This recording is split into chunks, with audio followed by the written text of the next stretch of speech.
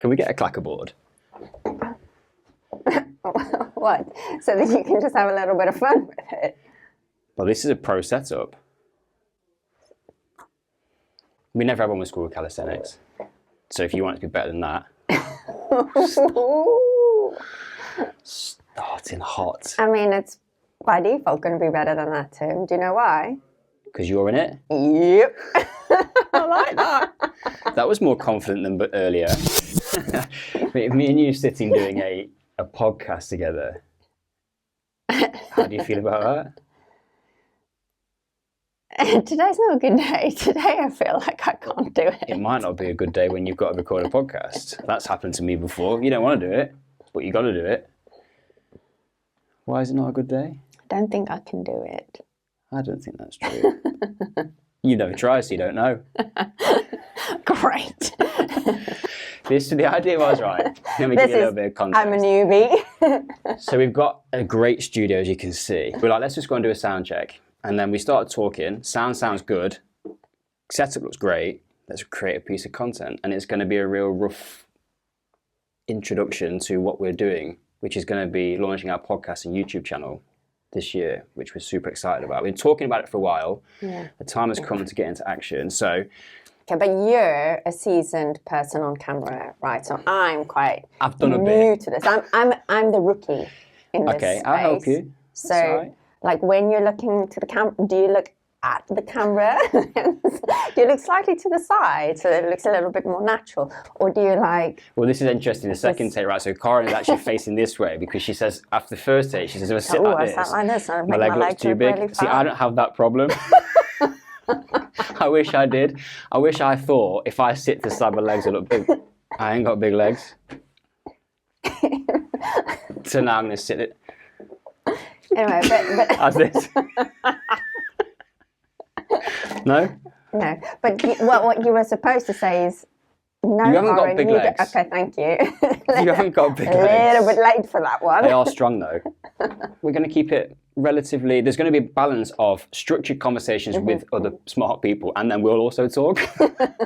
And what we want to do is Sam's going to be on it, we're going to bring in, and there's a whole we've got a big plan. We've been brewing this idea for a while, so we're going to birth it. And what we're going to just talk about in today's episode, and Corin was like, maybe we should just kind of have a better plan. And I was like, let's just do the raw form. So I appreciate that this is not the finished product, but we just wanted to go, do you know what? Show you behind the scenes. Yeah, which is a little bit of insight into us, right? Like, I like to have a plan. Yeah. And you're a little bit like, oh, let's just see how this goes. We're going to try it and see. We'll work it out as we go. So, what we're going to talk about today is explain our thinking, because we haven't crystallized the exact kind of strap line or kind of vision of the podcast, other than its name, which I think we are pretty settled on. Do you want to announce the name? Oh, I don't know. That's Curveball, grenade. Thanks. That's like podcast work. You got to be. While I'm talking, you're thinking. I need a little more eyes. Shout out Human 24. Do we need a drum roll or a? Let's something start like with a clackerboard. Anyway, get drums and then maybe a sound desk at some point. Like the Jumanji drums. Ooh. Ooh. I don't think you'll like the soundboard, because if you're saying something and I press like laughing. Like, I've heard people do that on podcasts and it sounds awful. Or like clapping or something when a guest gets introduced, like canned laughter. I'm not doing that. No. Anyway, the name, shall we go with that? And we are thinking, no, not we thinking. We're committed. We're done, we're committed. I'm sick of thinking about the name. The Dynamic Pursuit. Well, we wanted to link it to the major focus of work that we do around dynamic shoulders and reconditioning, but also recognizing that we are seeing other people in our circle, outside of our circle, the problems and challenges that people are facing, particularly when we get to that stage, 35 onwards, where life just changes. I have this conversation with clients all the time that we somehow seem to have a reference point of how we should feel when we're training hard, which is anchored what we felt like when we were like 22, 23. But the problem being that the life stresses that you have at that point are way, way less than where they are when you get 35, 40, you throw kids in the mix, careers going well, social pressures, maybe your family situation, parents aging. There's a whole lot of other stuff going on. but we still think we should be able to go to the gym, knock it out of the park every week and feel absolutely fine, not accounting for the rest of the stuff that's going on around the life.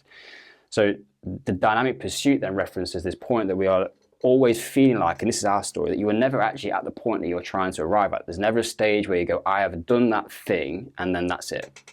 Well, there is maybe some time point events where people go, I'm going to run a marathon, I've done a marathon, I'm never doing a marathon again. Oftentimes what happens is people say, I'm going to do a marathon, I run a marathon, like, ooh, I can go faster. So now this dynamic pursuit is the recognition that we are never actually the finished article, the finished product, but we are always shifting and evolving to try and find the next different strategy or angle to get to where it is we want to be, and then play the next hand from that point. Yeah, and it's that concept, like, I mean, on that where you're always raising the bar, aren't you? So you hit something and then you want to either do it faster or do it, you want to be stronger or whatever. You keep raising the bar, wanting to hit that next marker, but also recognizing that, and the sort of dynamic side of it is that everything is interlinked, and if you're changing something in one area, that has a knock-on effect on everything else. And the impact of that is that it's constantly evolving. As you draw the string on the one side, then it's going to impact the other things, and it's that ripple effect. And I think it's recognizing that change as we go through, like wanting to, as we're getting older, our bodies are changing.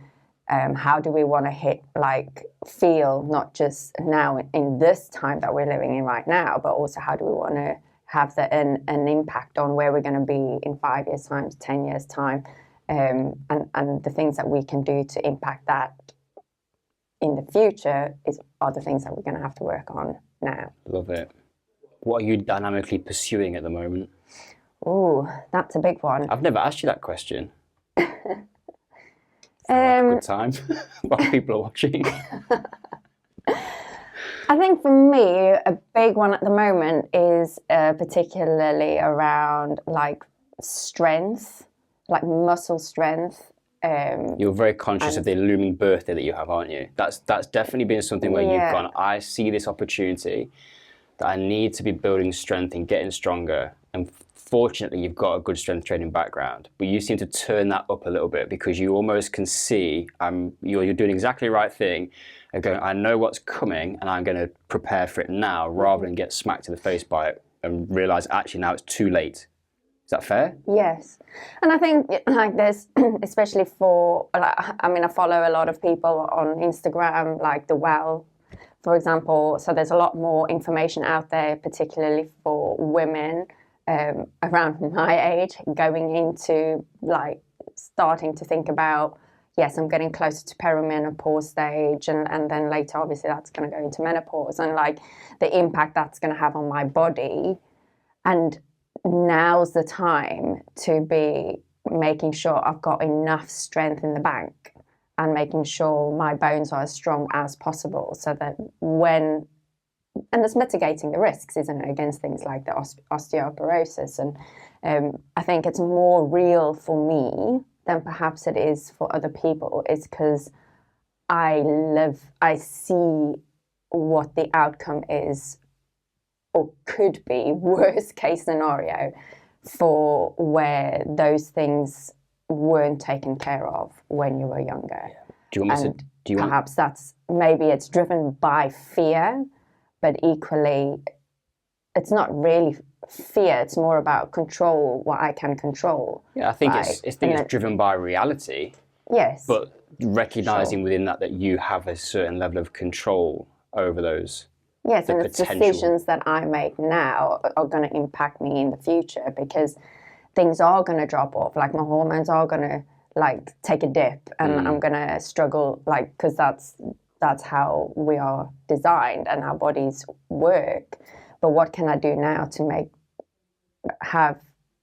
to try and ensure that my future, that I'm as strong as possible for the long term, right? Because it's only the curve, you're only going to start getting weaker. Yeah, and there's a load of layers to this one, and we'll come to this, I think, in a future episode in more detail. But there's been a very traumatic and significant event in our family, which has led this, with your mom particularly, to become such a prominent point of your decision making? Let's not go into that now because it'll take us down the rabbit hole.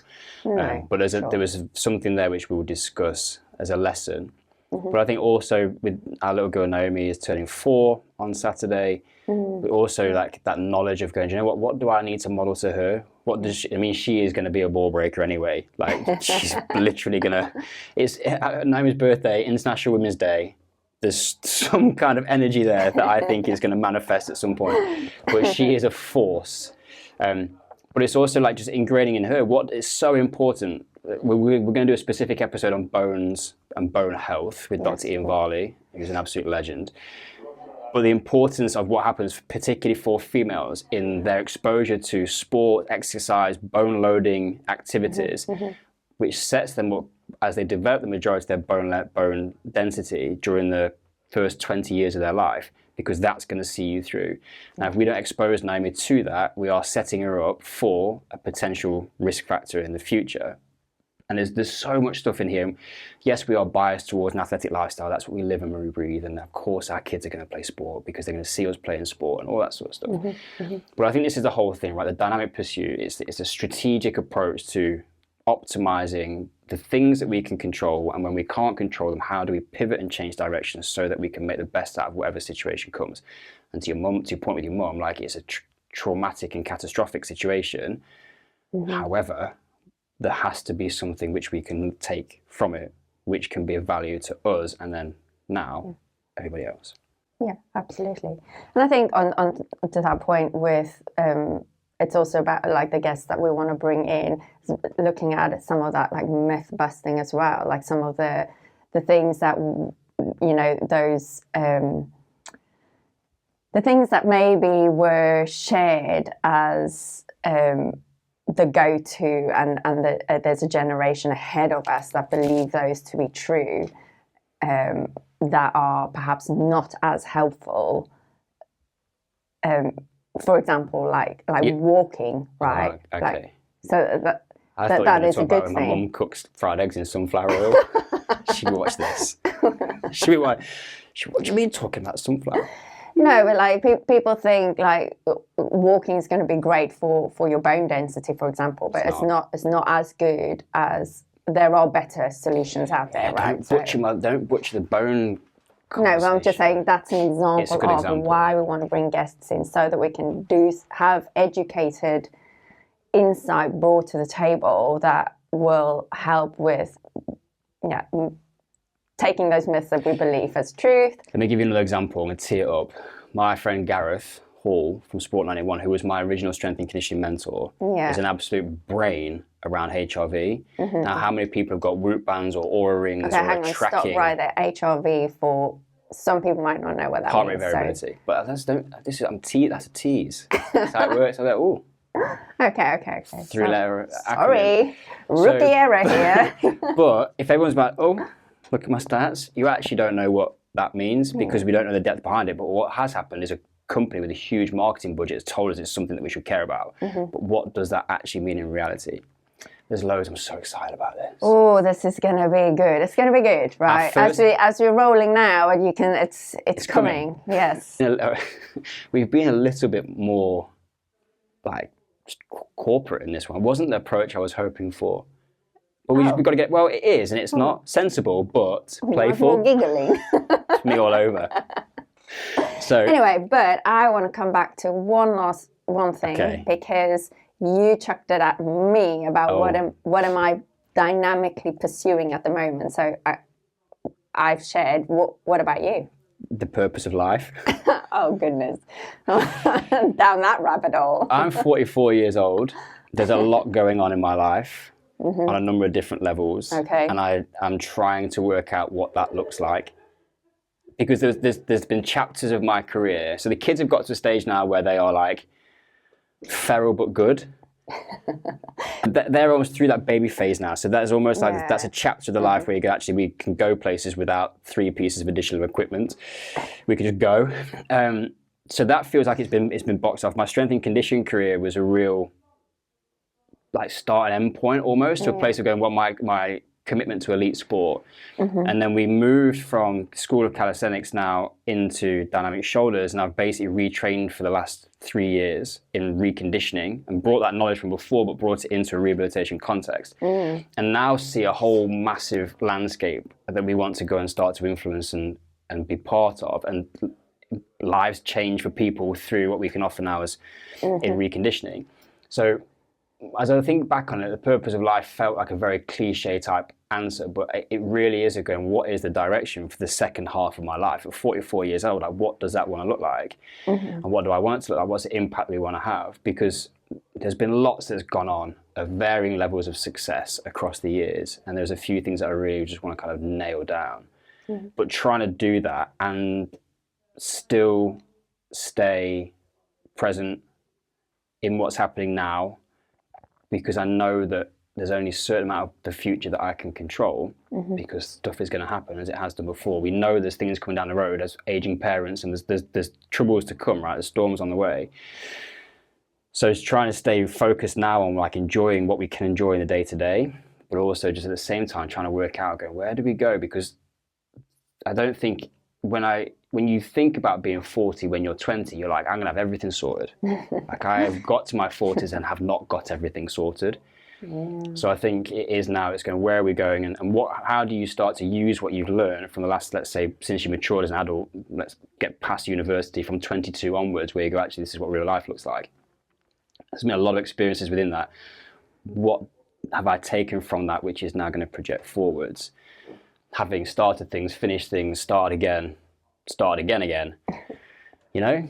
So there's a lot on my mind. And this is one of the things that I've said to you recently, that if we've had so much going on with the kids and with the startup business, that I just sometimes don't think I can think. Like, my brain is just like, I can't cognitively process fast enough because they're dealing with a whole huge amount of stuff. So one of the things I'm excited about with going long form is it's always been, this and writing is such a good way to use to organize your thoughts and articulate and verbalize things, which as an external processor helps me to organize a relatively sometimes chaotic mind. So that's, maybe I wish I'd not said purpose of life, but I don't know how else would I encapsulate what I've just explained to you, what I'm currently pursuing. Yeah, but I think back to sort of what dynamic pursuit means for me, it's like that game, like, was it like Tetris when we were kids, right? And the blocks that keep, and it keeps changing all the time in terms of where you're going to put the picture changes. But you love Tetris, didn't you? Yeah. Organised. Everything's got its correct place. You have to adjust all the time because new things are coming in, the landscape's changing all the time, and I feel like that's so applicable, because back to that, it's not this end thing that we're going to hit and then you can tick that off, right? Life doesn't work that way, and everything keeps changing, and it's how do you keep that picture as full as possible in terms of fullness and richness of life. And efficiency, because when you want to minimize the gaps, thinking about the game. But isn't that the same in life, is to try and have that full pursuit and meaning in all the areas that you've got in your life, right? Yeah. But we strive, don't we? We naturally want to look at the next thing. And I don't know there has to be bandwidth given to the now. Because you don't know what's coming. Best laid plans. We're really bad for that in terms of always, like, you almost don't take the time to celebrate the mountain that you're on, right? Like where you are right now. And yes, okay, now you've raised the bar, or there's another peak ahead, using the sort of climbing analogy. But there is, and I'm sure many people are in that way, because it's like, oh, I've hit that, now the next thing, where there is something there around, like, taking that time to appreciate where you are and how far you've come before you then move on to the next thing. I think when you recognise the value of the now and time, particularly, that's something I think that I've learned from having kids, is that when you appreciate that they are going, especially with the second, because you know how quickly the time with the first one passes, that the phase of where Naomi is now, 3 to 5, comes 6, that feels different. 3 to 5 is a magical age, it's 2 years. And if you think about how quickly 2 years goes by, I'm like, I'm never going to get that time where she needs daddy like she needs daddy now. Like, and she just dotes on me, and I'm the same with her. And I'm like, some stuff's going to have to wait, because I need to be here for this, because I know that if I was sacrificing that for other things, there'll come a time where maybe the risk is I don't have the relationship with her that I want, or I'll look back and I'll be like, I wish I'd had it. And I just think that you hear these people, you hear rich people who've been super successful, the thing that they say back and looking back on their life when they get to a place where their situation changes, they're on death's door, whatever it might be, the things that they long for is not how much money was in the bank. And yes, that can make life easier, but they'll always be like, you would give anything for another day with your kids at 3 or 5 years old when you are 85 years old. You will, I promise you, and people have always said it, so we should believe what they say and not just be dismissive about, oh, Steve Jobs says it doesn't matter. When he died, he was always super happy with what he built. He wasn't. The story is that he was thinking back about the other stuff. So if that's the thing which everybody tells us is the most important, that's the stuff that we should be focusing on. And that requires a real amount of discipline for type A people to spend time now, in the now, and being okay that other stuff is going a bit slower when you sat, I don't know, freaking watching Jumanji when you could be on your laptop, or do you know what I mean? Like there's so many examples when you've got young kids of stuff that you're doing that you don't really right now want to do because you would like to be sat focusing on your business. But they appreciate that time way more than we appreciate how much they appreciate it. That was a poor choice of words, but you know what I mean? Like them doing that thing, playing Monopoly with Jack on a Saturday afternoon, for him is like the world. Even though I don't really want to play Monopoly with an 8-year-old. Anyway. Problem, you know, one of the challenges of doing this as a husband and wife is that I have such a level of familiarity with you. The danger of an overshare, as somebody who is maybe in danger of oversharing a lot anyway, is probably, and then also being recorded in public. I have to be careful. I have to remember that they're there, and I'm not just sat having a coffee with you. Well, it's about being shown. It's real though, right? It's real. It's authentic. Right. It's real, it's authentic, it's the truth. And you kid yourself if you think you're the only one who's thinking this, right? Who's not got it sorted. Like everyone has got the battles that they're facing, might not share it, and it's not on the highlights reels that people show on social media, right? But in the background, everyone is working through some big stuff, right? And that's what we're going to do, the dynamic pursuit of managing all of that stuff and still moving forwards to the things that matter. We need a strap line. I like that. What would I say? Right, let's get off. Anyway. This was a sound test. There you go, an insight into a conversation. We've not actually had that before, so that was cool. Well done. That's actually like your first podcast back. You've been a bit nervous about that. The best thing for you actually today would have been to have just gone, let's just go and record something. It's just, we don't have to put it out. And now we'll put it out because now you've done one. I'm not putting it out. You'll have to put it out because I probably won't. I'm a hell of a good coach. Just try it. Just try to pick that thing up and see how it goes. Oh, it's gone well. So you could do more. Yeah, I could do more. It's like that now. You surprise yourself. You go, did you enjoy that? Yeah. I don't know.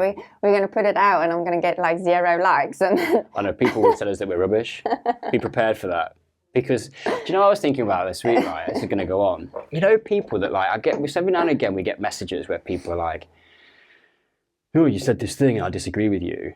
But those people aren't the people that are putting out content. They've got private profiles and never speak up about anything. And the reason that they don't publish, if they're a professional, is probably because they're worried about what people will think and say. But at the same time, even though they're worried about what people will think and say about them, they then become a person who then goes and criticizes other people who are probably also worried about what people are going to think and say. Does that make sense? You're not doing it because you're worried about the thing that people are going to do, but then you go and do the thing that you don't want people to do to you because you become not a troll, but they just become some of these snidey little comments. I was like, do you know what? I've got a policy. So anybody who's watching this as the first episode, I do not argue with idiots on the internet. And an idiot can be defined as anybody who's just throwing shade and doesn't come with at least an intelligent point to make or some kind of opportunity to engage in conversation, like if you just come in and be like, you're an idiot, you're wrong, you don't know what you're doing. Like, okay. Constructive criticism. Happy to Welcome. happy Let's to rethink. talk about it, right? Always happy to have to rethink. But if you're going to come and tell me that you think I'm a dickhead, then you flipping do one. Because I've been in this game for long enough that I do not care. It made me think of, well, I actually saw the clip on Instagram. I spend too much time on Instagram. But anyway, from Brené Brown, where she said that's the Roosevelt quote, isn't it? In the arena. Of being in the arena, that had a huge impact on her. And that just made me think of that. Like, if you're not in the arena. Yeah, she talks about the phrase that she used that I love. She goes, people sit in the cheap seats on the side and throw stones at you. You don't get to talk to me unless you're in the arena, blooded, sweating, like battered and bruised, getting kicked on your arse on a daily, getting back up. Then you can talk to me because you know what it's like. Otherwise, your opinion is not meaningless, really. Yeah, or it doesn't matter. It's not relevant. Sometimes outside perspective is good, but it holds a certain level on the priority of like how highly am I going to rank the value of that advice that you're giving me based on it. There might be some wisdom there, but it's coming from a place of where you actually don't know what we're dealing with or contending with. We've covered and ground. Really, I would like to see more people getting into the arena. I would. Right? Yeah.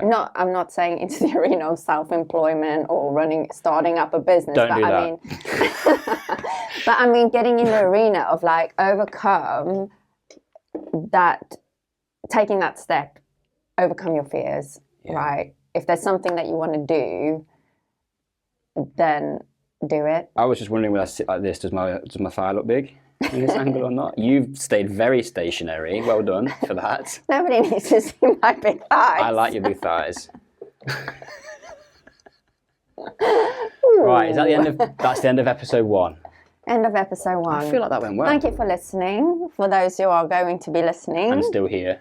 Mate, if you made it this far through, like, subscribe. You have to say that. That's what other people say. Share. Tell your friends. Share it with somebody. Because this game ain't easy. But we're in the arena. We're in it. We're in the arena. We're in the arena. On that note. Let's sign off. If you've got good ideas of what a sign off the Dynamic Pursuit podcast and YouTube channel could be, then you can drop in the comments. Crocodile or something.